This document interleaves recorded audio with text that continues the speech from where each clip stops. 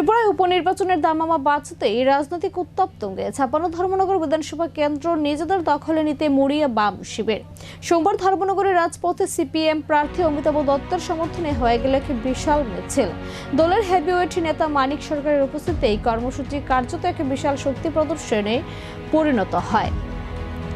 লাল পতাকায় মোড়া শহর, আকাশ কাঁপানো স্লোগান আর উপচে পড়া ভিড়। ৫৬ ধর্মনগর বিধানসভা কেন্দ্রের উপনির্বাচনকে সামনে রেখে সোমবার দুপুরে এমন দৃশ্যের সাক্ষী থাকলো ধর্মনগর শহর। সিপিআই মহকুমা পার্টি অফিস থেকে শুরু হওয়া এই সুসজ্জিত মিছিল গোটা শহর পরিক্রমা করে। উদ্দেশ্য দলীয় প্রার্থী অমিতাভ দত্তর সমর্থনে জনমত তৈরি করা।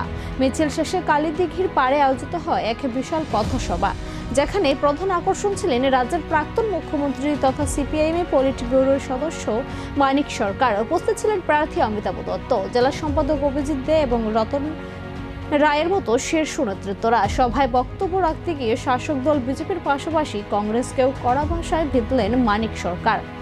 রাজ্যে গণতান্ত্রিক পরিবেশ ক্ষুণ্ণ হওয়ার অভিযোগ তুলে মানিক সরকার দাবি করেন, বর্তমান সরকার সাধারণ মানুষের দাবি দেওয়াকে বিন্দুমাত্র গুরুত্ব দিচ্ছে না। বেকারত্ব থেকে শুরু করে সরকারি উদাসীনতা, একাধিক ইস্যুতে তিনি জনমত গঠনের ডাক দেন।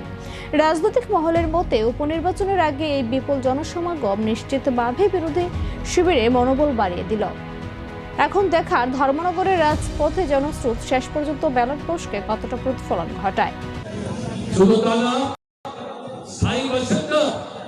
পার্মানেন্ট রেসিডেন্টের সার্টিফিকেট এটা অফিস থেকে আনতে হয়, সেই সার্টিফিকেট আনতে গিয়েও 7 দিন 10 দিন 15 দিন অপেক্ষা করতে হয়, ঘুরতে হয়।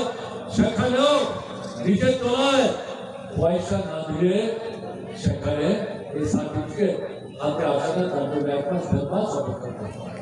আমি সাধারণ এই দুটি দৃষ্টান্ত এখানে উপস্থিত করা হচ্ছে।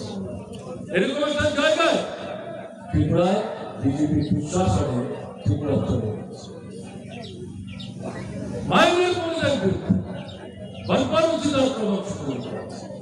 প্রতি সপ্তাহে 1-2টা করে ঘটনা ঘটছে। মহিলাদের উপর বর্বরোচিত আক্রমণ সংঘটিত করার পর খুন করে রাস্তায় ফেলে চলে যাচ্ছে। এর বিরুদ্ধে প্রতিবাদ ধ্বনিত হচ্ছে, থানায় যাচ্ছেন।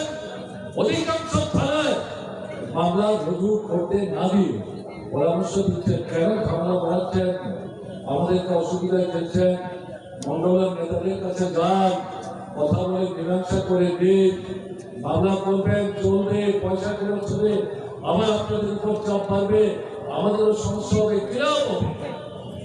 এই হচ্ছে দেশের আইন শৃঙ্খলা পরিস্থিতি। Hebasini oro titi edisio sung grantor bunangya law rate of interest by chung borono rokha only 6%. Bohaikin backend subsidy by chung borono 75,000 ojak. Boroni bang insurance by facility tong jeta je auto beneficiary thui thangkha hinke boni family o jatip o